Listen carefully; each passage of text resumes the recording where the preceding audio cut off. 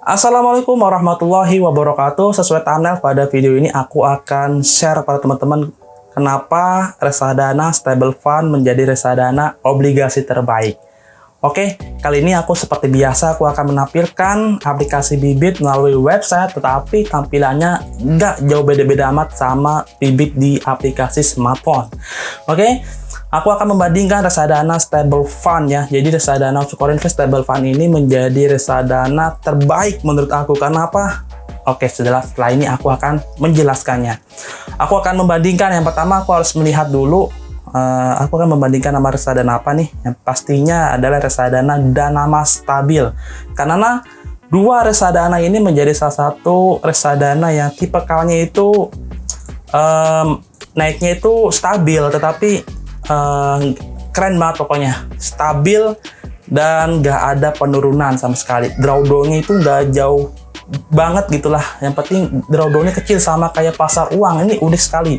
Aku akan membandingkannya Sukor Invest Stable Fund sama Danama Stabil. Oke, kalau dari lihat ya, yang pertama itu adalah Sukor Invest sangat tinggi nih teman-teman sama Danama Stabil. Dari total return dalam 1 tahun, Sukor Invest Stable Fund bisa menghasilkan 7,3%, bayangin teman-teman. Sedangkan Danama Stabil 5,27%. Itu adalah total return dalam 1 tahun. Dan drawdown ataupun penurunannya itu ya memang untuk Sukor Invest Stable Fund agak sedikit menurun ya, pernah turun 0,04%. Sedangkan Danama Stabil nggak pernah nih teman-teman. Kenapa nih? Nanti akan kita kulik kenapa dia bisa naiknya stabil dan drawdown-nya itu bahkan bisa 0,% gitu ya. Expense ratio-nya Sukor Invest Stable Fund agak sedikit bagus ya, karena cuma 1,25%, sedangkan Danama Stabil 2,67%. Untuk expense ratio ini semakin kecil expense ratio, berarti semakin bagus reksadana itu. Dan total ini yang lebih menarik teman-teman, total AUM dana kelolaan ini Sukor Invest Stable Fund bisa mengungguli reksadana Danama Stabil. Tahu nggak sih teman-teman bahwa sebelum ada Sukor Invest Stable Fund, Danama Stabil adalah reksadana terbesar dana kelolaannya ya, karena bisa dana AUM-nya itu bisa mencapai 10,5 triliun. Tetapi bayangkan dalam jangka waktu setahun saja reksadana Sukor Invest Stable Fund bisa mengungguli Danama Stabil, bahkan sekarang itu bisa mencapai perbandingannya 2 triliun. Wow, lumayan banget.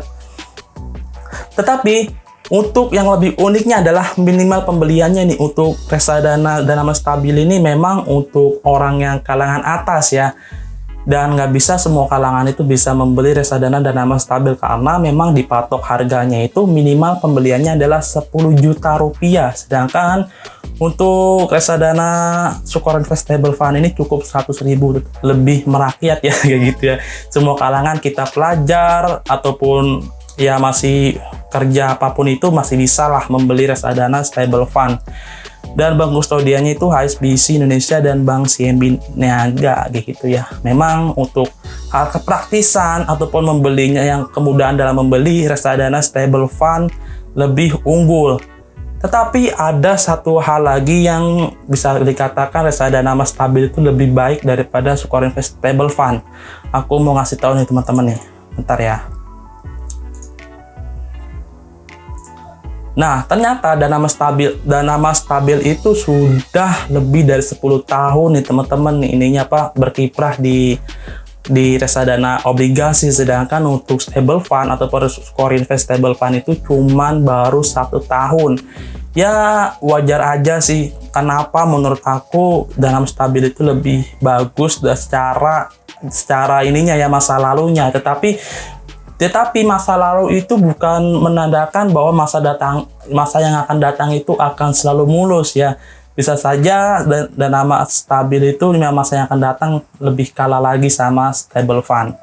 Kayak gitu, kita lihat dari 10 tahun yang lalu memang Danama Stabil itu lebih stabil ya. Tetapi menurut aku Sukor Invest Stable Fund ini lebih baik daripada reksadana Danama Stabil. Coba kita lihat sendiri ya. Walaupun cuma baru 1 tahun teman-teman, karena memang aku nggak bisa lihat ke belakang ya. Memang baru 1 tahun nih reksadana ini. 1 tahun bisa mencapai 7,3% gitu ya, dan drawdown-nya cuma 0,04%. Bagus banget ini untuk reksadana yang baru muncul. Nah, kan reksadana yang sudah berkiprah 10 tahun seperti Dana Mas Stabil sudah dikalahkan sama Super Invest Stable Fund dalam segi total AUM-nya. Oke, kita lihat sendiri nih dari top holdingnya ya.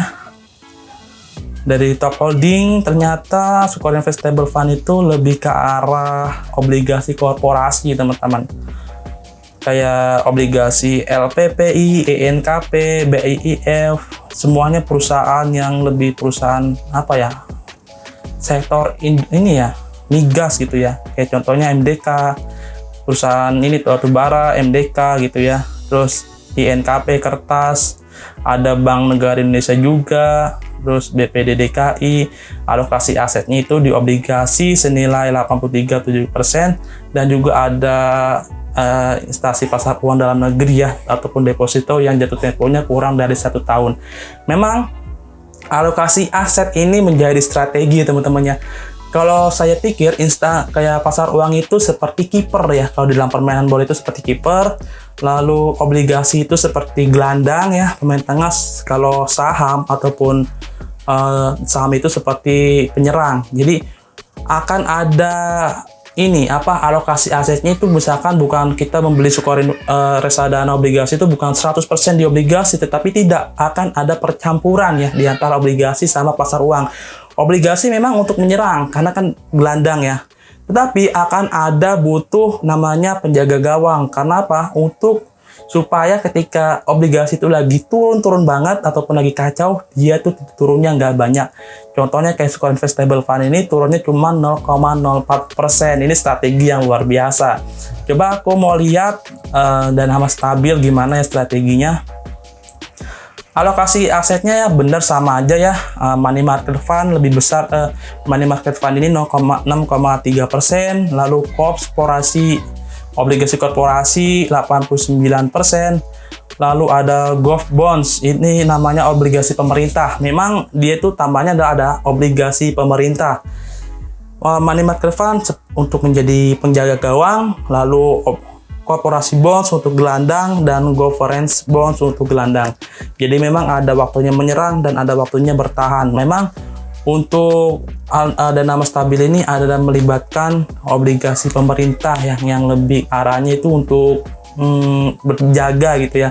Jadi nggak terlalu tinggi-tinggi banget, sehingga kita nggak usah heran drawdown-nya itu 0,00%, nggak pernah turun kayak gitu. Cuma sayangnya untuk Dana Mas Stabil ini minimal pembeliannya 10 juta teman-teman. Untuk teman-teman yang pengen merasakan membeli reksadana obligasi yang stabil, yang selalu naik, nggak pernah turun, dan uangnya minim, teman-teman bisa membeli reksadana stable fund.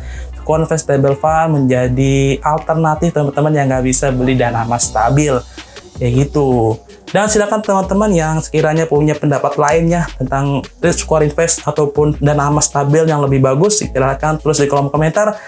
Dan teman-teman juga bisa ceritakan ya reksadana terbaik menurut teman-teman, dan aku akan membacanya dan kita sama-sama berdiskusi dan sama-sama mendapatkan ilmunya. Jangan lupa tombol subscribe-nya dipadamkan dulu, tulis di kolom komentar, dan like, komen, dan jangan lupa saksikan juga videoku yang lain-lainnya. Sampai jumpa di video lainnya. Wassalamualaikum warahmatullahi wabarakatuh.